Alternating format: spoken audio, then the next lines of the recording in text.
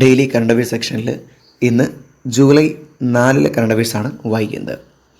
RBIയുടെ repo നിരക്ക് 5.5%. ലോകത്തിലെ ഏറ്റവും ഉയരത്തിലുള്ള റെയിൽവേ ആർച്ച് ബ്രിഡ്ജ് എവിടെയാണ്? ജമ്മു കാശ്മീരിലാണ് ചിനാബ് പാലം.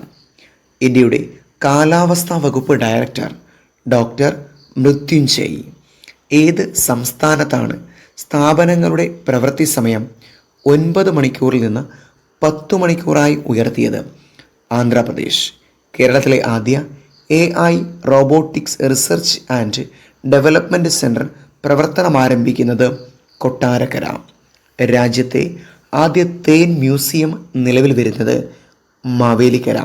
2025-26 സംസ്ഥാന സ്കൂൾ കലോത്സവത്തിന് വേദിയാകാൻ പോകുന്നത് തൃശ്ശൂർ.